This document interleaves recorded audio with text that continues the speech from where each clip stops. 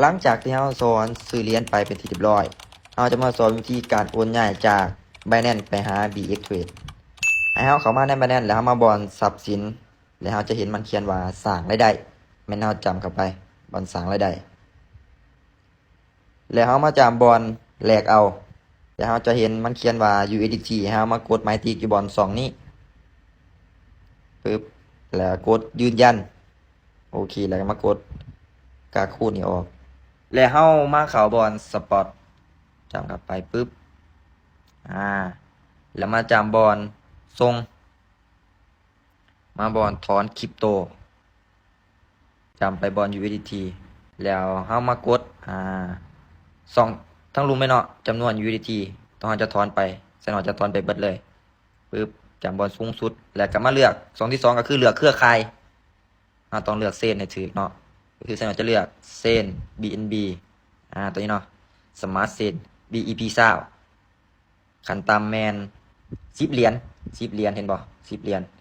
การถอนเงินขั้นต่ำแมน10เหรียญมันจะเขียนบอกเลยแล้วก็กดออกเข้าไปใน BX ไปคัดลอกเอาโค้ดเนาะโค้ดตัวนี้แมนเฮาต้องได้ KYC ใน BX Trade เนาะเฮาจังมีโค้ดมาบอนเติมเงินแล้วก็มาบอนเครือข่ายคริปโตนี่เฮาจะมีโค้ด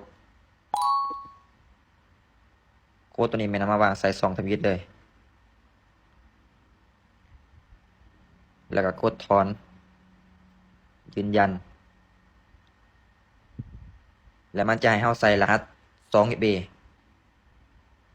มากดตัวรูมเป็นบ่มันจะเขียนว่ารหัสผ่านแบบตัวเลขของข่อยแม่นบ่สามารถแสดงมากดบอลตัวนี้เนาะรหัสผ่านแบบตัวเลข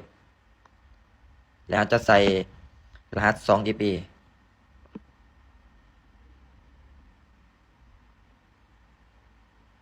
โอเคมีแต่ว่ารอถาประมาณ20หรือว่า1นาทีได้แล้วบ่เดี๋ยวจะเข้าไปใน BX ลองเบิ่งยังมีแต่ว่ารอถาประมาณ20วิหรือว่า1นาทีเนาะบ่โดนวิธีซื้อกับบ่โดนวิธีขายกับบ่โดนคราวเดียวถ้าว่าเฮาเฮ็ดถูกตามขั้นตอนเห็นบ่ประมาณ20วินี่แหละกลับไปที่เรียบร้อยวิธีการโอนย้ายจาก Binance มาหา BX Trade ง่ายๆ